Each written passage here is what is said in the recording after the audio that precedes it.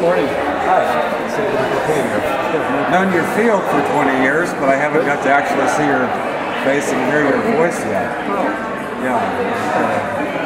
You've done a really stellar job. I mean, I started learning about you mid-late 80s, I think, already. Yeah, I started this work in a serious way at 71. Yeah. So it's been going on quite a while. I heard from, I think it was Dr. Hunt, that some of your equipment actually shows or images or in some way helps quantify what's going on mental and astral field. Is that accurate?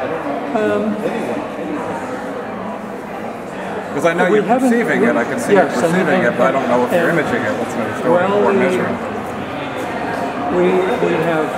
We're calculating some patterns. Yeah, that's what I'm seeing numbers. Conjugate patterns, yes. Conjugate patterns in our distance time and their counterpart in the reciprocal space. So where everything goes faster than light, it seems. Right. Yeah. So we're beginning to grab a hold of that. Yeah. The last thing I'll talk about will be our detector as to how we are able to get some quantitative information on the conditioning of the space and measure it. Right. So, yeah, because I see it, I just haven't seen it in print. Yeah. But I'm getting a good sense of what you're doing. Well, certainly I can get to the end result really easy. It's the math that gets in the way. I understand. It's something that needs to be overcome. So there are two ways you can get it. One is to sort of get the osmosis aspect of it and don't deal with the math. Ultimately, if you really want to do quantitative work in the area, then the math gets more complicated than what I've been writing down. My experience prior to serious car accidents and concussions, in school, I made top 1% for National Engineering Aptitude. But that was only because I got all the spatial correct and missed the math. In other words, I have a fast time getting the end result. Then I have to have someone else go, what's the size of here, what's this, what's that? Yeah. Okay, well, I mean, there are many ways of going around it, and there are many ways to contribute to it. Yeah. So, and you're young, so there's lots of time. Oh, God.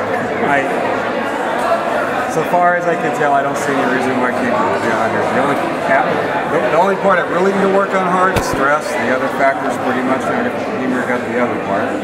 And I've rewired my brain more than once from concussions and gotten back nerve conductivity. So I mean, the best part about getting hit by a car or any near life-threatening thing is in the process of coming back, particularly when Western medicine doesn't have the answers. It brings in the inspiration that then teaches you how to work with photons and complementary colors and moving sound patterns around, synchronizing sound patterns with body rhythms, etc. And so, the end result is, okay, now I've got stuff good for head injuries and stroke, Alzheimer's, etc., or regular person lighting up, whole brain crosstalk.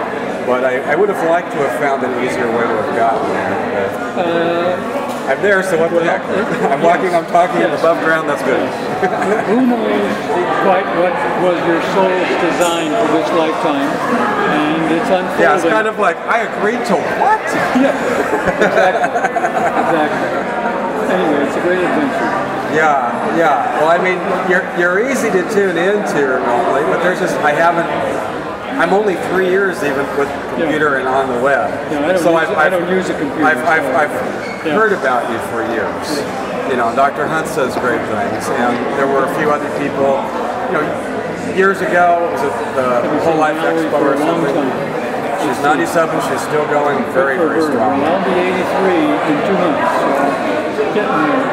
Well, your physical body doesn't look like 83, and your emotional, mental body's clear as can be. Well, honestly, I think you're going to be around as long as you want to. And in my view, is as long as I need. We'll see. That's going to be a long time. How are you? Yeah, fine. I'll get off and come back. I'll stand there. I'll sit there.